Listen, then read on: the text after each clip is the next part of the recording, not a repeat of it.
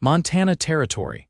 Summer of 1878, the wind came hot off the dry hills outside of Crow Creek, and it carried with it the sharp-tongued gossip of a town that never knew how to mind its own business. Hollis Oakes stepped off the rickety stagecoach in a plain gray dress too big for her, sleeves rolled twice, collar tugged high to hide the way her bones stood out. She carried no trunk, just one worn satchel and a letter of recommendation from a Denver physician saying she was fit to teach provided she rest often. The townsfolk stared like they had never seen a woman eat less than 3 biscuits at breakfast. Their eyes flicked over her narrow frame, her too pale skin, the way her hands trembled slightly when she reached for the schoolhouse keys. "She looks like she might blow away in a breeze," whispered one older woman by the mercantile. "Bet she ain't strong enough to hold a chalkboard eraser," said another. Hollis pretended not to hear. She had grown used to it. After her parents died from the fever 5 years back, she'd shrunk down to near nothing, her appetite gone with them. Denver had not been kind. Crow Creek was supposed to be her new start, but by the end of the first week, the children's parents had started pulling them from her classroom. Only 6 students remained. The rest, their mothers claimed, needed someone with more vigor. She sat on the schoolhouse steps that Friday afternoon, head low, skirt brushing the dust. Her ribs ached from the climb up the hill that morning. Her throat was tight, not from sickness, but from swallowing the shame. "You the new teacher," the voice came low and steady, carrying the weight of prairie silence behind it. She looked up and blinked against the sun. A man stood a few feet off, hat in his hand, dark hair curling at his collar, eyes the color of worn leather. His shirt was rolled to the elbows, dust from cattle drives clinging to his boots. He looked like the kind of man who did not say much unless it mattered.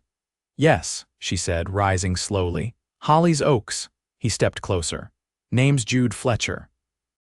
I run cattle west of here, near White Elk Ridge." She nodded, unsure why he had come. He did not look like he had children. "I heard what they're saying," he said gently, her face flushed. "It is not true I am capable, they're fools," he cut in. "You showed up, you're trying." "That is worth something." She stared at him, unsure what to say. No one had defended her, not even the school board. Jude glanced toward the schoolhouse door. "You still have students?" "6," she said, voice thin. "The rest were pulled out." "Well," he said, stepping back, "I have 2 kids. Zadie and Zachary.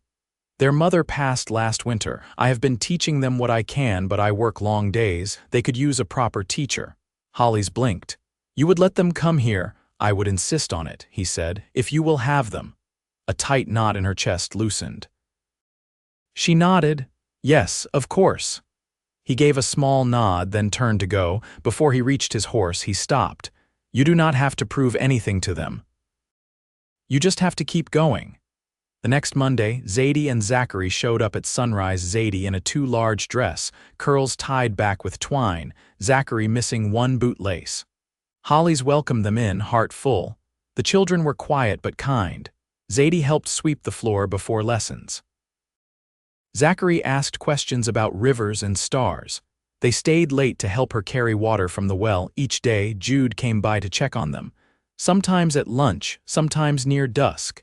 He brought her blackberries once, wrapped in a clean cloth. Another time, he left a jar of honey on the steps. She did not know why he cared, but she started to look forward to those moments, him leaning against the fence, his voice low, his eyes steady on hers. "You are good with them," he said one afternoon, watching Zadie read aloud. "I was not sure I would be," she said. "I have not had much kindness in my life. I think I forgot how to give it." He looked at her then, long and quiet. "It is coming back to you." That night she wept in the stillness of the schoolhouse, not from sadness but from something gentler, hope, but the town did not stop whispering. A man at the saloon said she was too weak to raise a dog, let alone children. Another claimed she would faint if a wind blew too strong. Then one morning, a storm rolled in fast. Lightning split the sky. A tree came down near the schoolhouse and the wind snapped the back window clean out. Hollis rushed the children under the desk. held them close, whispered steady words until the worst had passed. When Jude arrived, soaked and breathless, he found her bruised from falling debris but calm. The children were safe. "You could have run," he said quietly, crouching beside her. "I could not leave them," she said. He helped her to her feet, his hand warm around hers. That evening, word spread. The teacher had stayed, protected the children, faced the storm. Hollis returned to the schoolhouse the next day to find 3 more families bringing their children back. No apologies, just quiet nods. She took them in without a word. That afternoon, as the sun dipped low and golden across the prairie, Jude came back. He brought dinner: fresh bread, a cut of venison, and wild onions. He did not say much, just sat with her on the steps as the children played. After a while, he glanced over. "You belong here." She looked at him, eyes wide. "You are stronger than all of them," he said. "I see it." She reached for his hand, and he let her take it, and there, beneath the wide Montana sky, something softened between them, something real. Something that felt like the beginning of love.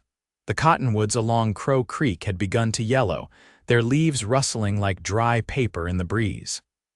Hollis stood at the edge of the schoolyard, watching the children chase one another through the brittle grass.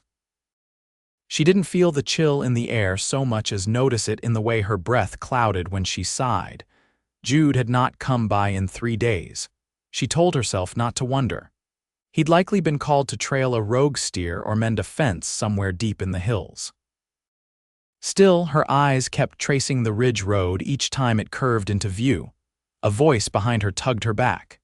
"Miss Oakes, do you know if bears sleep in the winter or just get real slow?" It was Zachary, arms full of acorns he'd gathered near the creek. His cheeks were red from running, his eyes bright with curiosity. "They sleep," she said, crouching beside him. "But it's not the same kind of sleep we have, more like their bodies forget how to be awake for a while." He nodded solemnly, as though she'd entrusted him with a secret. "Will you draw it for us, on the board, what it looks like when their bodies forget?" she smiled. "Tomorrow. For now, go help Zadie bring in the slates." The boy darted off, and she rose slowly, brushing dirt from her skirt. The afternoon light was fading, the kind of gold that made things seem softer than they were. That evening, she stayed behind after the children left, tidying the worn bookshelf in the corner. Her fingers traced the cracked leather bindings as her thoughts wandered. She was reaching to shift a stack of readers when the door creaked open. She turned, startled. Jude stepped in, hat in his hand, eyes heavy with something she hadn't seen in him before. "I would have come sooner," he said. "Had to ride north." One of the hands took a spill, breaking a young roan. She nodded once, then looked at him fully.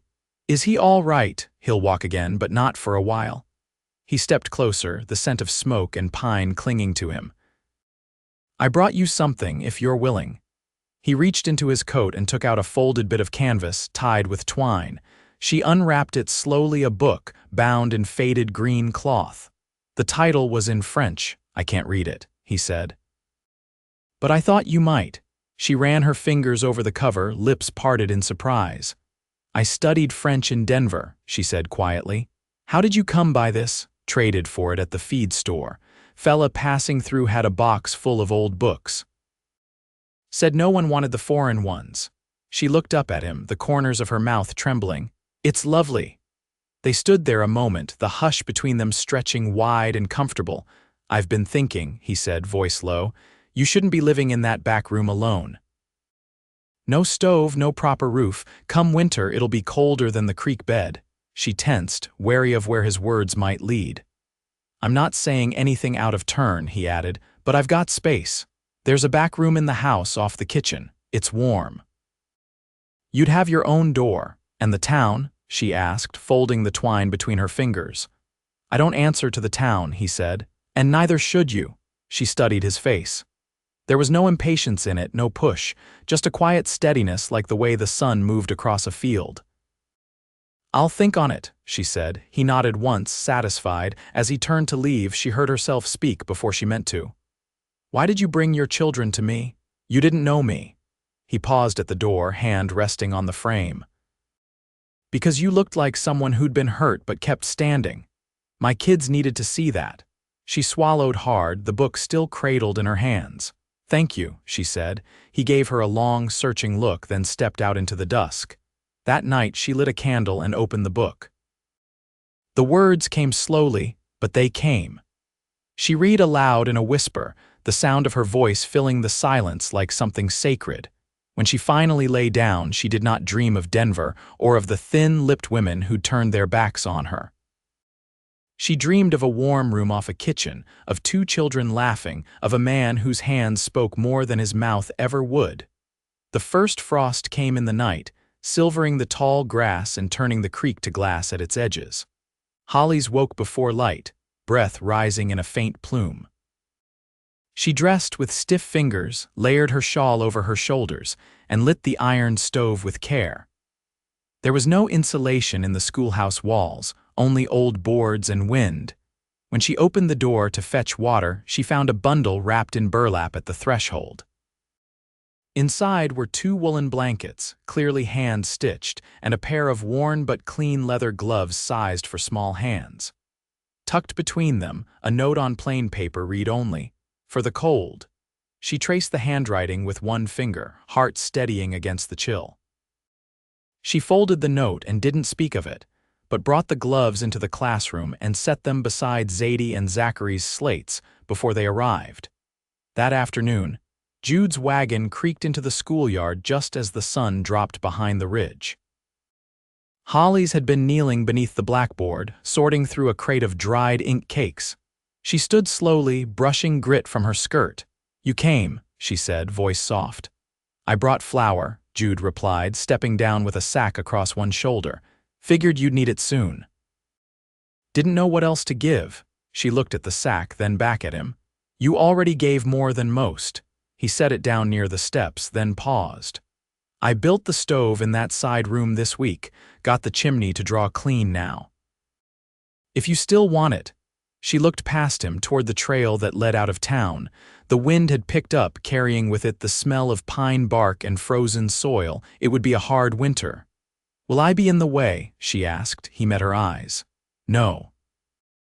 "You'll be where you're meant to be." She nodded once. "I'll come after the children leave Friday," she said, "if that's all right." He gave a quiet sound of assent and turned to go, but hesitated. "Zadie's been asking to learn how to embroider," he said. "Said she saw you stitching a button with small thread and wants to do the same." Hollis smiled, the kind that didn't show teeth but warmed the face all the same. "Tell her I'll bring my hoop. She can start with linen scraps." Jude looked at her for a long moment, then tipped his hat and walked to his wagon. That Friday, after the last child had gone, she packed her few belongings into a flour sack and tied the top twice. She wrapped her books in a length of muslin to keep them from rubbing and left the classroom as she had found it. Swept, quiet, waiting. The wagon ride to Jude's homestead was slow, the sky deepening into a soft indigo. Zachary sat beside her, legs swinging, while Zadie leaned against her other side, silent and alert. The children hadn't asked where they were going. They simply climbed into the wagon when he returned. The house stood low against the hills, its windows glowing faintly with lamplight. The side room shimmered with warmth when Jude opened the door for her. The stove radiated steady heat, the bed was made, and a small shelf had been nailed beside it, already holding a candle and a tin of matches. "I didn't know what else you'd need," he said, stepping back to let her pass. She turned to him, her bag still in her arms. "You thought of everything," she said. He didn't answer, only studied her face as though there was more he wanted to say but hadn't learned how to yet. That night, after the children were asleep and she'd unpacked her things, she found him outside, seated on the porch rail, sharpening a curved blade by lantern light. She brought him a cup of water, then stayed, watching the slow rhythm of his hands. "They used to say I was too quiet," he said after a long while. "Like it meant I didn't think." She sat on the step below him, blanket wrapped around her shoulders. "They said I was too thin, as if that was all I was." He stopped sharpening, held the knife still in his lap. "You're more than anything they ever saw," he said. She looked away, not because she doubted him, but because it felt too full to meet his gaze. I never thought I'd be wanted, she said, so quietly it was nearly lost in the wind. You don't have to be wanted by everyone, he said. Just by the right ones. She turned her head then, and he was watching her with something patient and unwavering. You and the children, she said, her voice steadier now. You're the only ones who looked at me like I was worth seeing. Jude stood slowly, knife in one hand, lantern in the other. He stepped down beside her. We saw you because you stayed when you didn't have to. That matters more than anything. She rose to her feet, blanket falling to her elbows. The space between them was small now. I want to stay, she said. His hand touched her cheek, rough and warm. You already are. The wind came colder that week, sharp through the cottonwoods and hard against the eaves of Jude's house. Hollis rose early each morning, kindling the cookstove before the others stirred, her fingers steady now, her steps sure on the worn plank floor. She didn't speak much during those early hours, and neither did Jude. They didn't need to. By the end of November, the schoolhouse had to close for 3 days when the snow ran too deep for the children to walk. Zadie and Zachary spent those hours at the kitchen table, carving letters into bark strips, practicing the things they'd learned by lamplight. Hollis guided them gently, her voice low and even, her patience unbending. Late one afternoon, while Jude split logs outside, Zadie looked up from her spelling work. Are you going to stay with us until the snow's gone? Hollis folded a muslin square over the bread she just pulled from the oven. I plan to stay long after that. Zadie nodded, brow furrowed. Good. Papa listens more when you're around. She blinked, caught off guard. Does he? The girl shrugged. He used to eat standing up. Now he sits down with us. That night, Hollis found Jude in the barn, oiling the harness straps. The lantern beside him cast a stretch of gold across the hay-strewn floor. Zadie says you used to eat standing up, she said, leaning against the open stall gate. He didn't glance up. Didn't see the point in setting a table for 3 when one of them couldn't hold a fork steady. Children notice everything, she said. He nodded. I know. She stepped closer, her boots brushing straw. I've been thinking about spring. I'd like to plant a small garden along the south fence. Just herbs, maybe some lettuce. He set the strap down, wiped his hands on a rag.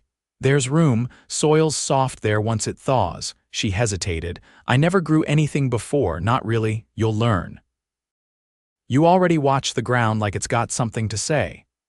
She looked at him, and he met her gaze, quiet and firm. She'd never known a man to speak so little and mean so much. He took a step toward her, close enough that she could feel the heat still clinging to his skin from the work.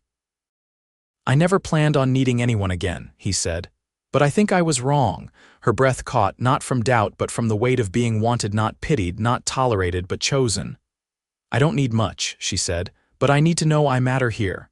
You do, he said. More than I can say plain. She reached for his hand. He let her take it, fingers rough from the saddle, palm warm against hers. Neither of them spoke for a while, the barn quiet but for the steady breath of the mare in the next stall. Back inside, Hollis tucked the children into bed while Jude banked the fire. When she stepped into the parlor, he was waiting beside the hearth, a folded piece of paper in his hand. This came for you, he said. From the county office. She took it, reading by the firelight. Her brow furrowed slowly. They offered me a permanent position, she said. Year-round, not just the school term. Jude tilted his head, watching her. Is that what you want? She looked around the room at the single chair pulled close to the fire, the mended rug beneath their feet, the faint sound of Zachary's breathing from the other room. It is. He stepped close, not touching her this time, but standing just near enough to share warmth. I can build another room come spring, he said. For the children, and maybe one more if we ever need it. Her voice nearly broke. You're thinking ahead. I've been doing that more lately. She turned toward him then, her hand rising to rest against his chest. Jude Fletcher, she said softly, are you asking me to stay as more than just a boarder with a key to the side door? I'm asking if you'll build a life here, he said. With me, with them. She didn't answer with words. She rose up, kissed him once slow, certain, nothing borrowed from dreams. When she stepped back, her eyes shone steady. "Yes," she said. "I will." Outside, the cold deepened, but inside, the fire burned clean and bright, and neither of them needed to say more. The thaw came slow that year, reluctant and patchy. Snow still clung to the north side of the barn and shaded gullies, but the creek had begun to run again, loud and insistent, carving through the ice with a voice that hadn't been heard in months. Holly stood beside the kitchen window, drying her hands on her apron, watching a pair of meadowlarks flutter down to the fence post. Behind her, the kettle hummed low on the stove. Zadie's needlework lay folded beside the hearth, her stitches tighter now, more sure. Zachary had taken to sketching what he saw through the windows, the sky's changing colors, the tracks left in the snow by early deer. Jude had set aside a space for his drawings on the wall near the back door, nailing up a strip of wood to hold them with clothespins. The house no longer felt like something borrowed. It breathed like a home. That afternoon, Jude returned from town with a crate of early apples and a spool of window muslin. As he set the basket down on the table, Holly's met his eyes. "They're asking about a spring gathering," he said. "Church women want to hold it in the clearing near the river. Singing, pie judging, that sort of thing. Will you go?" she asked. He shrugged, brushing dust from his sleeves. "Not much for crowds." She turned slowly, folding the cloth he'd brought. "I think we should. If we're going to stay here, we ought to be seen." He watched her for a long moment. "You're not afraid of what they'll say anymore?" "I'm not afraid of being seen with you," she said. Then quieter, "And I'm not afraid of being seen as yours." He stepped forward, hands resting lightly at her waist. "You already are." She leaned into him, the quiet in the room full of breath and warmth. The gathering came on a warm day in late April, the kind with soft ground underfoot and the smell of wet bark rising from the trees. Holly's wore a blue cotton dress she'd sewn over the winter, the hem neat, the sleeves practical. Zadie had tied back her hair with a ribbon from a scrap basket, and Zachary carried a tin box lined with cloth, holding the apple hand pies he and Holly's had made that morning. They walked into the clearing together, and though some eyes turned, none looked away. Jude nodded to the men he knew, but it was Holly's who drew the first real smile. Mrs. Elkins, the postmaster's wife, crossed the grass to her. "I hear you've taken in the Fletcher children." "They're not mine by blood," Holly said, "but they're mine in every other way, Mrs." Elkins studied her a moment, then offered her hand. "It's good to see them thriving." They spoke no more of it, and that was enough. Later, after the pies were judged and the sun began to slip behind the cottonwoods, Jude found her seated on a blanket near the edge of the clearing, watching the children run. He dropped beside her, stretching out his legs. "They're happy," he said. "They are," she agreed. He was quiet a moment, then turned to her. "I spoke to the circuit preacher. He'll be back through in June." She looked at him, heart stilling. "And if you'd like it, we could marry then, here or at the house. Whatever you want." Her smile was soft, but it reached all the way to her eyes. "I'd like that very much." He reached for her hand, threading his fingers through hers. "I never thought I'd want this again," he said, "but I want it with you, all of it." They sat like that until the sun was gone and the lanterns were lit. When they returned home that evening, Hollis carried Zadie, already asleep, and Jude lifted Zachary onto his shoulder. The house greeted them with warmth and the scent of wood smoke. By June, the garden had begun to take.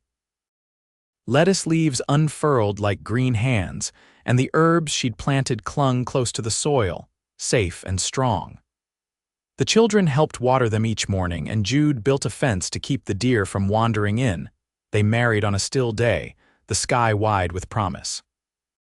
The preacher came just after midday, and they stood in the small clearing behind the barn, a handful of neighbors gathered near. Hollis wore her blue dress again, and Jude had shaved and trimmed his hair, his hands steady as he spoke his vows. Afterward, they shared cornbread and pickled carrots, and Hollis set out a tin of molasses cookies wrapped in linen. There was no music, but someone hummed a hymn, and it was enough.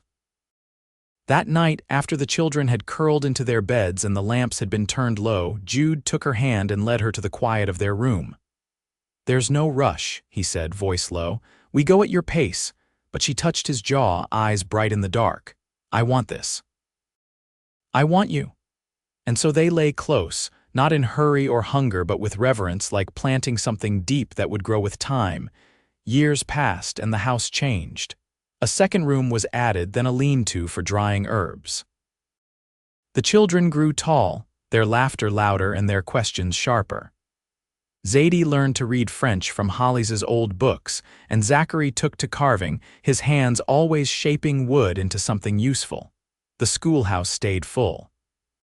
New students came each season, and Hollis taught them with the same quiet steadiness she'd once offered only to 6. She walked there each morning with her basket, and returned each evening to the smell of supper and the sound of Jude's voice humming low as he worked. They grew older. Lines gathered at the corners of their eyes, and their hands grew more calloused, but their touch never lost its gentleness. One summer evening, years after that first walk together beneath the cottonwoods, they sat on the porch as the sky turned gold. Jude leaned back in his chair, watching the wind move through the tall grass. "You ever think about what might have happened if that storm hadn't come through?" he asked. "No," Hollis said, reaching for his hand. "Because this is what did." He kissed her knuckles, slow and sure. "I never thought peace would look like this." She rested her head against his shoulder, the quiet settling around them like a blessing. "It's not peace we found," she said.